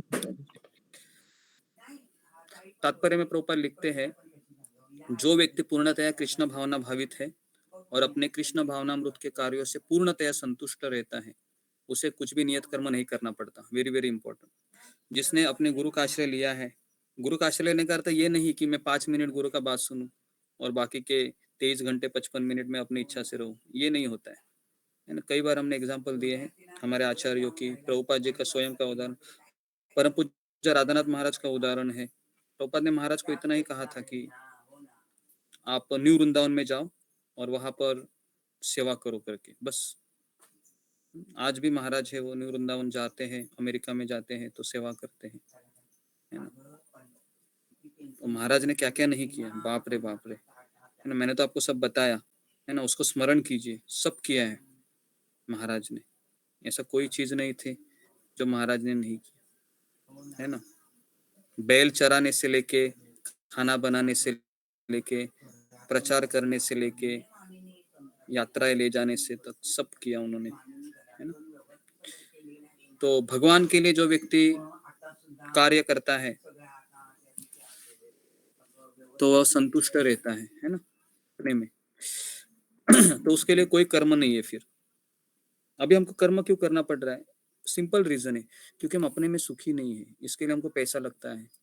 पैसा क्यों लग रहा है? अपने में सुखी नहीं हो ना, इसके लिए तो पैसा लग रहा है। पैसा लगने का कारण यही है कि मैं अपने में सुखी नहीं हूं, तो मुझे पैसा चाहिए ताकि मैं सुखी हो जाऊं। फिर कृष्ण भावना भावित होने के कारण उसके हृदय का सारा मैल तुरंत धुल जाता है। अभी हम सबको पता है, एटलीस्ट हमको इतना तो पता चला है कि मैं माला कर रहा हूँ, सत्संग कर रहा हूँ, प्रभुपाद जी को मैंने आश्रय लिया है, तो मेरे कुछ हद तक मेरी अभिलाषाएं कम हुई है, बराबर है। इतना तो मुझे एटलीस्ट थोड़ा बहुत बेनिफिट तो मिला है, पूरी तरीके से तो नहीं गया है, कुछ कुछ परसेंटेज कम हो गए हैं, है ना। जैसे लेडीज का ब्यूटी पार्लर में जाना बहुत ज्यादा होता है, लेकिन अगर वो गीता क्लास में आएगी तो उसको शर्म आ जाएगा, बराबर है, ब्यूटी पार्लर में जाने को, क्योंकि यहाँ पर तो यही सिखाया है, हम शरीर नहीं हम आत्मा है, और फिर भी हम 5,000 10,000 दे के सब कुछ करेंगे, तो क्या लगेगा, फिर क्या हम फॉलो करेंगे? हम फिर क्यों, फिर गीता क्लास सुन के फायदा क्या है फिर, बराबर है।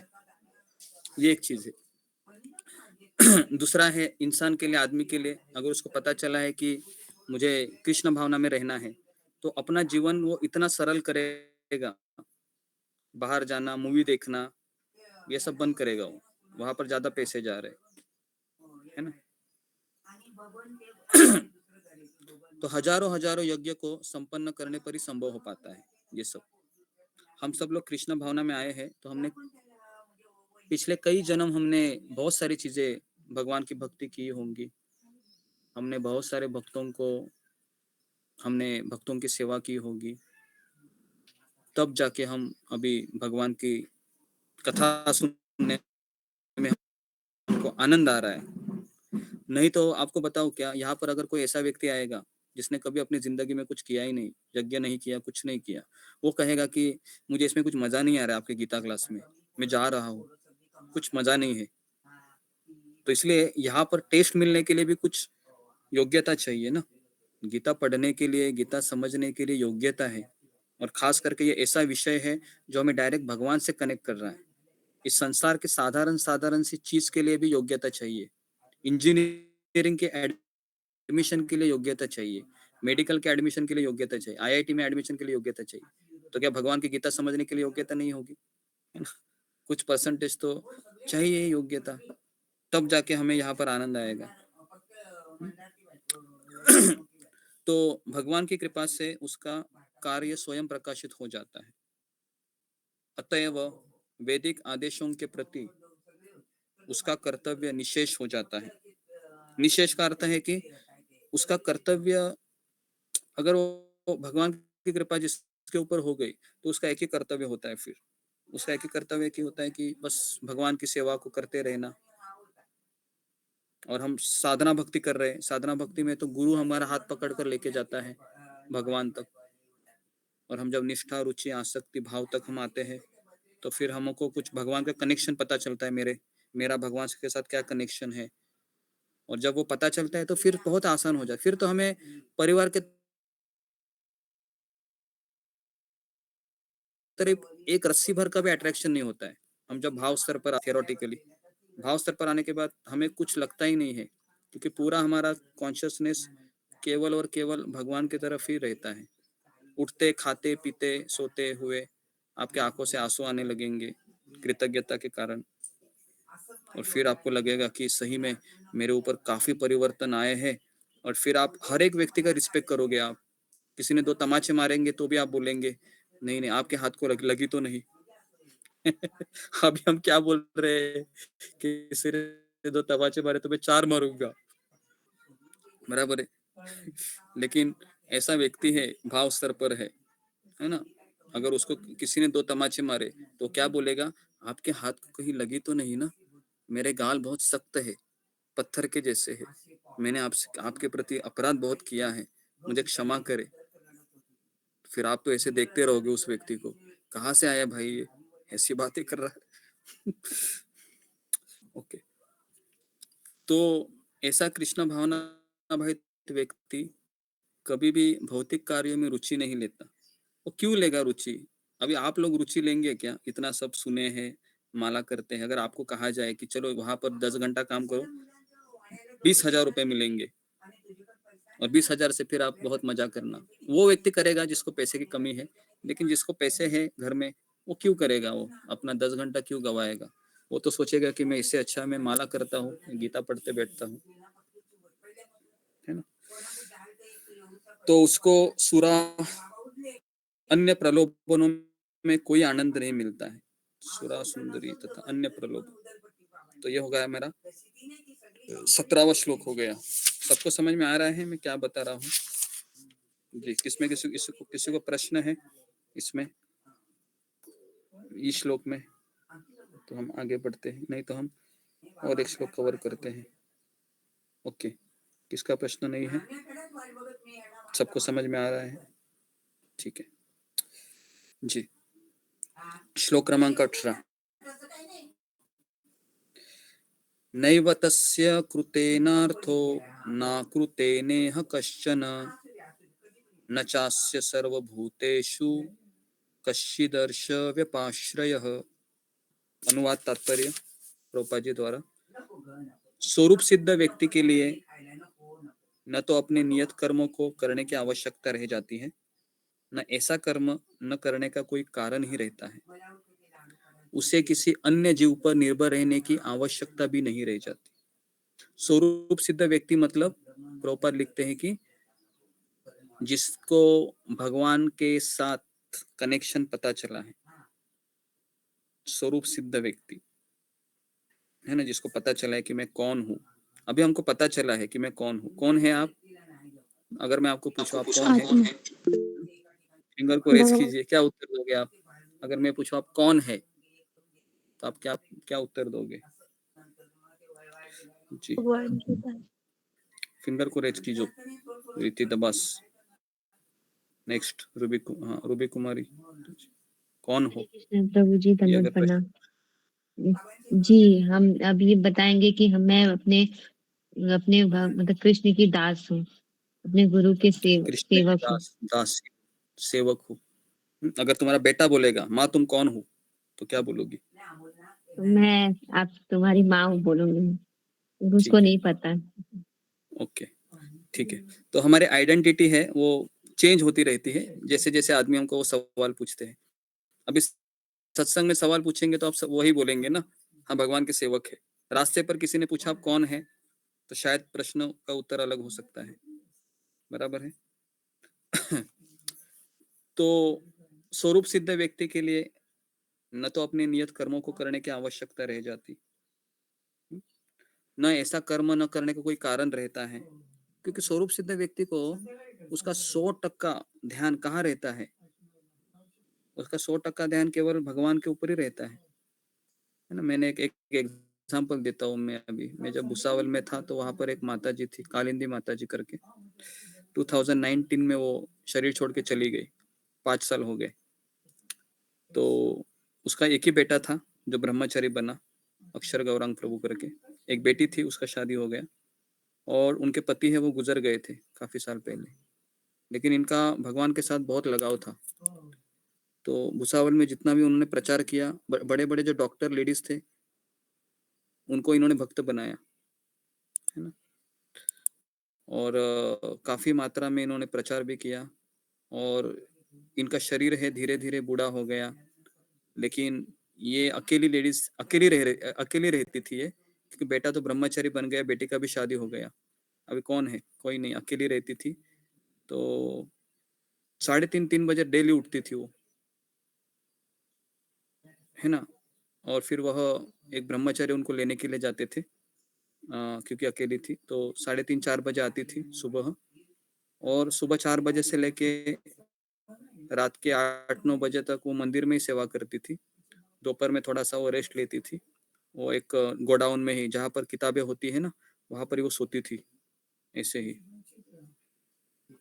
और इस तरीके से, और मेरा एक सौभाग्य था कि कुछ दिन मुझे उनके साथ सेवा करने का अवसर मिला। तो मैंने ऐसा व्यक्ति देखा नहीं मेरे जीवन में, जो अगर वो पापड़ भी बनाती थी भगवान के लिए, तो अगर थोड़ा सा भी जल गया ना तो उसको रिजेक्ट करेगी वो, और कहते हैं कि नया पापड़ देना चाहिए भगवान को। अगर सैलेड नहीं बनाया तो 1 मिनट में वो सैलेड बनाएगी, कट कट कट कट करके, काकड़ी गाजर ये सब, है ना, कुछ कोशिमीर वगैरह सब मिला के। तो मैं तो देखता ही रहता था, है ना। और मुझे तो कुछ आता नहीं था, बस मैं ऐसे वहां पर हेल्प करता था उनको। तो चपाती भी ऐसे फुलके ऐसे करती थी, है ना। और मैं वहां पर पुजारी का सेवा करता था, और फिर मैं ही प्लेट बनाता था भगवान का सब कुछ, और भगवान को लेके जाता था। तो इतना वो क्विक करती थी वो, कहाँ से उसको शक्ति आती थी पता नहीं था। और जैसे ही 12 बज गए, फिर मैं वहां पर आरती करता था भगवान की, और फिर वो माता जी थक कर वो अकेली किससे बात करेगी, वो अकेले जाके फिर वो थोड़ा सा रेस्ट लेती थी, है ना, और थक जाती थी, उसके पूरे घुटने बिटने दुख जाते थे, वो किसी को बताती नहीं थी, वो हमेशा फिर ब्लिसफुल रहती थी, माला करती थी। तो ऐसे कई साल वो वहां पर उन्होंने सेवा किया, और एक समय ऐसा आ गया कि उनको कैंसर हो गया, है ना, लेकिन जब जिस तरह से वो भक्ति कर रही थी, है ना, तो वह साधारण व्यक्ति नहीं थी, उनका स्तर भी बहुत ऊंचा था वो, है ना, क्योंकि भगवान मुरलीधर थे, उस विग्रह के नाम मुरलीधर जी का मंदिर था, उसके प्रति वो बहुत आकर्षित थी वो माता जी, है ना, और हमेशा वह जब भी मैं उनसे बात करता था तो मुझे यही बताती थी कि, है ना, यहीं पर मेरा शादी हुआ था करके, आज से तो उसी गांव की थी वो, और उसी मंदिर में शादी हुई थी। वो मंदिर बाद में इस्कॉन को मिला, तो फिर उस विग्रह को वो काफी बार देखी थी, और उस विग्रह की सेवा के लिए उसने अपना जीवन समर्पित किया। और 2019 में जब उनको कैंसर हुआ तो राधानाथ स्वामी महाराज से मिलने गई थी, है ना, वो क्योंकि उनके भी गुरु वही थे, तो उसने महाराज को वो गिफ्ट दिया, मुरलीधर जी का फोटो, महाराज ने भी उसको आशीर्वाद दिया, और इस तरीके से वो भक्ति वेदांत हॉस्पिटल में, है ना, उसने अपने आखिरी सांस लिया और भगवत धाम चली गई। ट्रू स्टोरी है ये, है ना। तो मेरा एक सौभाग्य था कि एटलीस्ट मैं उनको देख पाया, अनुभव कर पाया कि भक्ति क्या होती है ना, किस तरह से व्यक्ति सेवा के लिए कितना अच्छा क्वालिटी देना चाहता है। तो ये सब मुझे सीखने को मिला भगवान की कृपा से, है ना, क्योंकि हम ऑनलाइन तो हम बैठे हैं, लेकिन जब तक हम प्रैक्टिकली किसके साथ नहीं रहेंगे, सेवा नहीं करेंगे, तब तक हमें पता नहीं चलेगी ये चीज, बराबर ना, क्योंकि भगवत धाम में तो ऑनलाइन क्लासेस नहीं होते हैं। भगवत धाम में ऑनलाइन क्लासेस नहीं होते, भगवत धाम में प्रैक्टिकल होता है सब, खट खट खट खट खट। तो इसके लिए हमें यात्रा में तो कम से कम आना ही चाहिए, कम से कम यात्रा में आना चाहिए, एटलीस्ट 4 दिन तो अनुभव करना चाहिए क्या होती है जिंदगी वैकुंठ की, गोलोक वृंदावन की। नहीं तो हम ऐसे बैठे रहेंगे और कल्पना करते रहेंगे भगवत धाम जाएंगे, भगवत धाम जाएंगे, कभी जाएंगे? भक्तों के संग में तो आइए पहले। तो तात्पर्य में प्रभुपाद लिखते हैं कि स्वरूप सिद्ध व्यक्ति को कृष्ण भावना भावित कर्म के अतिरिक्त कुछ भी करना नहीं होता। हमको नहीं, हमारी बात नहीं हो रही यहाँ पर, किसकी बात हो रही है? स्वरूप सिद्ध व्यक्ति। स्वरूप सिद्ध व्यक्ति मतलब जिसको पता चला है कि मैं कृष्ण का सेवक था, कृष्ण का सेवक हूँ, कृष्ण का ही सेवक रहूंगा, और मेरी कोई आइडेंटिटी नहीं है, मेरी आइडेंटिटी अभी ये नहीं रही है। और हमको एक चीज का पूरा पता होना चाहिए एटलीस्ट, ठीक है, हम स्वरूप सिद्ध नहीं है तो हमें इतना पता होना चाहिए कि संसार हमने कई जन्म किया है, कई जन्म हमने बहुत सारी चीजें की है, वो भी करना ही है, लेकिन माला करेंगे नहीं और वो सब चीजें करेंगे, कोई फायदा नहीं है फिर, है ना। माला नहीं करेंगे, वो सब चीजें करेंगे, माला तो हमको किसी भी हालत में करनी ही चाहिए। माला हमारा ऑक्सीजन है किसी भी हालत में, जो प्रभुपाद ने हमें कहा। प्रभुपाद कहते जो व्यक्ति 16 माला नहीं करेगा उसका पतन होकर वो छोड़ देगा भक्ति, है ना।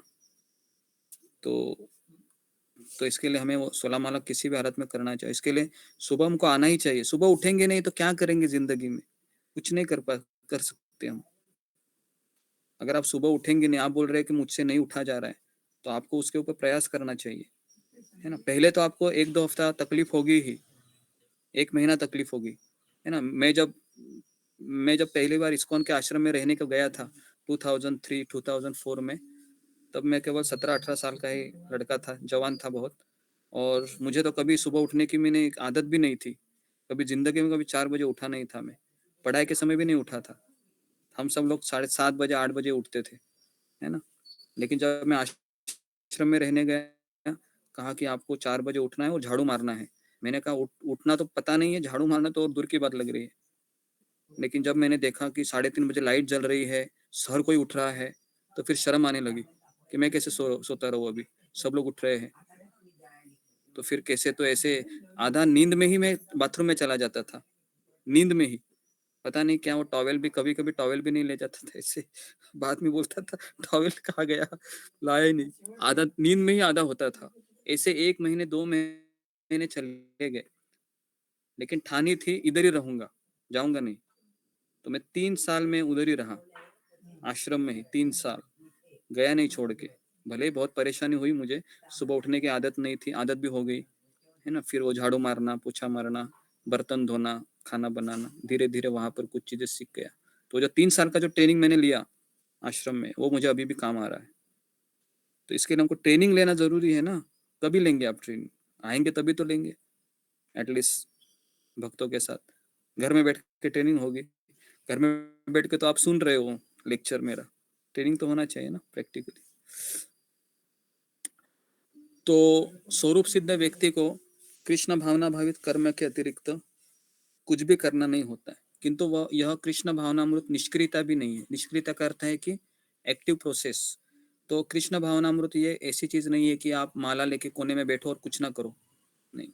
प्रभुपाद ने इस्कॉन की स्थापना इस तरह से की है, 4 बजे उठो, मंगल आरती करो 5 बजे, 5 से 7 माला करो, 8 बजे भागवत क्लास सुनो, फिर आप क्या करो, किताब वितरण करने चले जाओ, या फिर भगवान की सेवा करो, या फिर फूलों की माला बनाओ भगवान के लिए, या मंदिर साफ करो, एक्टिव हो जाओ। प्रभुपाद कभी नहीं कहे कि आप कोने में माला लेके बैठो, कहे कि वो संभव भी नहीं है। नाम हरिदास ठाकुर बन सकते हैं, हम हरिदास ठाकुर हैं, हम नहीं है। हमको पता है हमारी 16 माला कैसी होती है, बराबर है। 16 माला करते समय हमको नानी याद आती है, तो हरिदास ठाकुर क्या बनेंगे? तो इसके लिए 16 माला हो गई, उठो अभी, उठने के बाद सेवा करो। कब तक करनी है सेवा? रात तक दौड़ते रहो, है ना। तो कृष्ण भावना भावित व्यक्ति किसी की शरण ग्रहण नहीं करता, चाहे वह मनुष्य हो या देवता। Very very important. कृष्ण भावना व्यक्ति केवल भगवान की शरण में जाता है या फिर भक्त की शरण में जाएगा।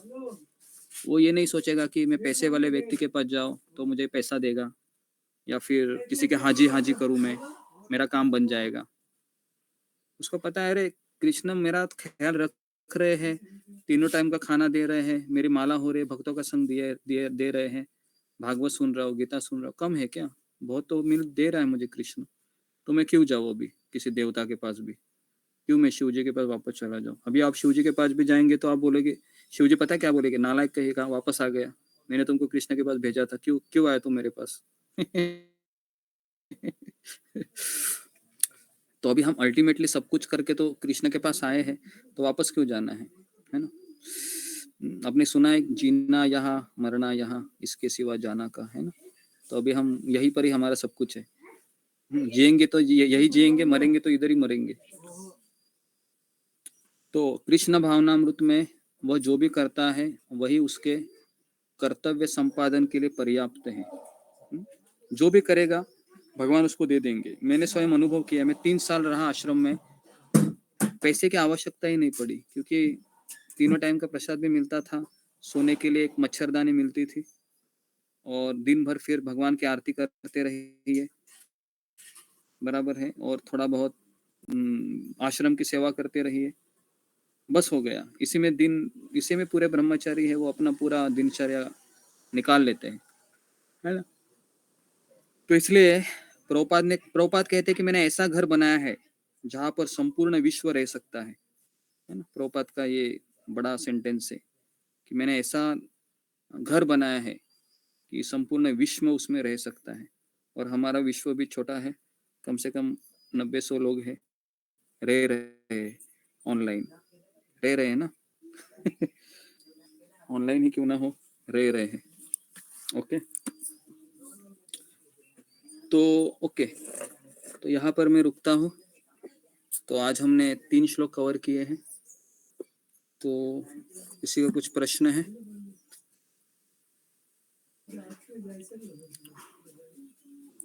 ओके जी।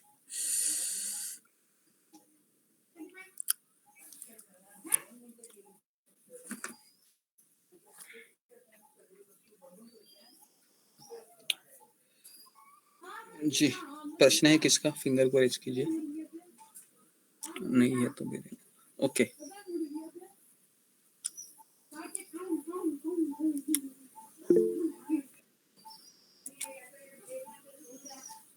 जी, प्रीति अग्रवाल।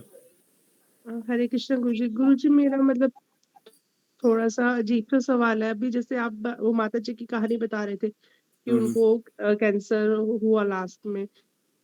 गुरुजी मेरे दिमाग में ये आया कि सभी मतलब ऐसे-ऐसे सबको मोस्टली कैंसर हो जाता है जो भक्त होते हैं या दुर्घटना में, तो उनकी इतने मतलब इतनी बुरी तरह से क्यों वो दुःख भोगते हैं गुरुजी? सारा जी, जीवन जी, जब समर्पित किया भगवान को। ओके। तो ये सवाल सबके मन में आया होगा, है ना? कितने लोगों के मन में सवाल आया है? फिंगर को रेज़ कीजिए। ये सवाल जो प्रीति अग्रवाल माता जी ने पूछा। ओके, बहुत सारे भक्तों के मन में सवाल आया होगा कि भगवान ऐसा क्यों करते हैं? क्यों भगवान इतना सेवा देने के बाद भी इन लोगों के साथ ऐसा क्यों करते हैं? क्या कारण है? तो मैं आपके सामने 2 प्रश्न रखता हूँ, प्रीति अग्रवाल को ही पूछता हूँ। पहला प्रश्न है कि कौन-सी मौत अच्छी है? कि ऐसी मौत जिसको मुझे पता चला है कि मेरे पास कुछ समय है, या ऐसी मौत कि आपको पता ही नहीं है कि मुझे कब मरना है और अचानक सडनली वो दिन आ जाए, आप तैयार ही ना हो और आप चले जाए। दोनों में से कौन-सी मौत अच्छी है? गुरुजी बोलिए प्रीति अग्रवाल। पहले वाली याद भी पता रहेगा, जैसे परीक्षित महाराज को पता था कि 7 दिनों में हुँ, मरने वाले हैं, तो उन्होंने भागवत का श्रवण किया।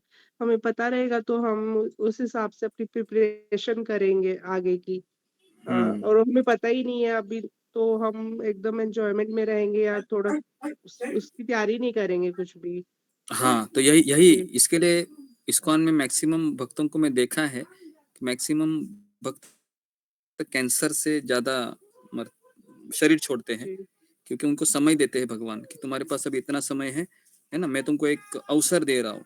5 दिन है, 6 दिन है, 2 महीना है, 3 महीना है, अपने आप को तैयार करो। तो मुझे तो ये वरदान ही लगता है ना? और ये वरदान ही है कि अगर आपको कल पता चले, कल अचानक आपको अटैक आ गया करके और तुरंत मर गए, तो क्या समय मिला मुझे भगवान का नाम लेने का, तैयारी करने का? कुछ समय ही नहीं मिला। ना मेरे आस-पास कोई भक्त थे। तो एक तरीके से ये अच्छा ही है, लेकिन ये कोई चाहता नहीं है ये, बराबर है? जी। हम और आप भी नहीं चाहते हैं। कौन चाहेगा ये? बाप रे बाप रे! सबको लगता है कि सडनली मृत्यु आ जाए, बस दिमाग के ऊपर लोड ना हो, फट करके चला जाओ, ऐसा लगता है हमें, है ना? लेकिन भगवान अब उनके भक्तों को ये अवसर देते हैं। और लेकिन कैंसर के समय ऐसा देखा है कि बहुत ही ज़बरदस्त पेन होता है ना? वो जो हड्डी है उसको एकदम ऐसे पाउडर बन जाती है वो, कैंसर के जो जीवाणु अंदर, तो बहुत पेन होता है। लेकिन अगर उसके साथ भक्तों का संग है और पूरी लगन से भक्ति की है आजीवन, तो फिर वह है ना भगवान का नाम लेके शरीर छोड़ देते हैं वो। हालाँकि कठिन है वो, लेकिन ऐसा देखा गया है कि काफ़ी भक्तों ने इसको एक अवसर के रूप में देखकर अपने मृत्यु की तैयारी की है। पितामह भीष्म का भी ऐसे उदाहरण है, उन्होंने भी ऐसे ही समय लिया था मरने के लिए। लेकिन हम और आप जैसे साधारण लोग हैं, उनके लिए बहुत कठिन है ये। पहले तो हिल जाएँगे, ये मेरे साथ क्या हुआ करके, है ना? बराबर है, ये मेरे साथ क्या हुआ? और पहला सवाल तो ये आ भी सकता है कि मैंने इतनी भक्ति क्यों की कि मुझे ये चीज़ मिली? है ना? तो जी, तो उस समय हमारे आस-पास भक्तगण चाहिए, हमको समझाने के लिए, है ना? तो मैं आपको एक बार एक स्टोरी सुनाऊँगा, है ना? स्तोत्र कृष्ण प्रभु की। सुनाई मैंने, कई बार पहले भी सुनाई थी।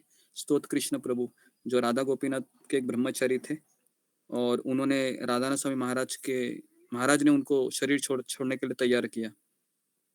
2004 की बात है ये, राधा गोपीनाथ मंदिर में एक ब्रह्मचारी थे, वो गृहस्थ बने, ना उनकी पत्नी भी प्रेग्नेंट थी और शादी करके ज़्यादा समय नहीं हुआ था और उन्होंने भगवान से प्रार्थना की कि मेरी भक्ति नहीं हो रही है भगवान, कुछ कीजिए, कुछ ऐसी चीज़ कीजिए ताकि मैं भक्ति में लगा रहूँ।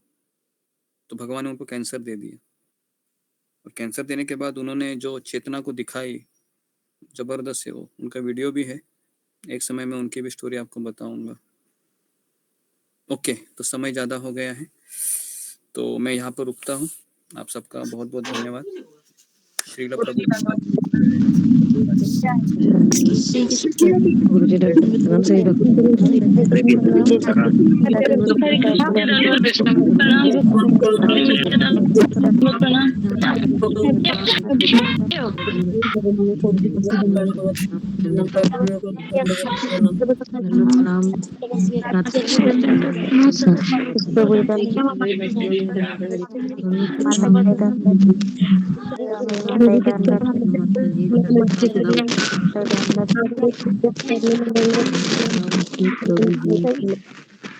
सभी प्रणाम प्रभु जी नमस्कार पियाता माता जी नमस्कार मास्टर माता जी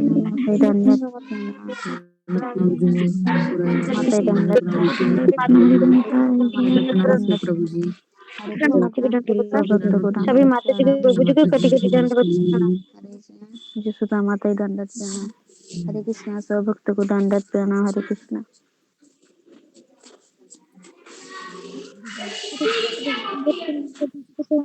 मेरे दंडवत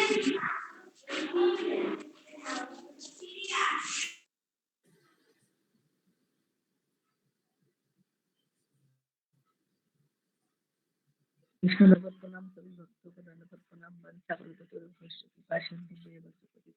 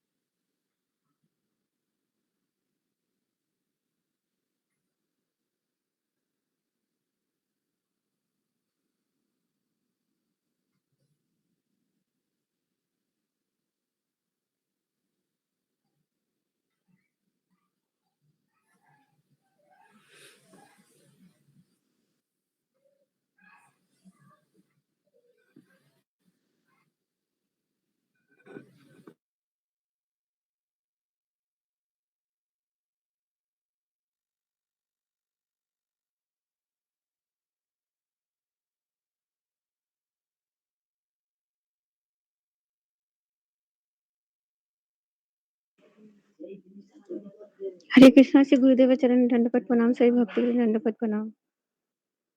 हरे कृष्णा सभी भक्तों के चरणों में दंडवत गुरु जी के चरणों में दंडवत प्रणाम। हरे कृष्णा।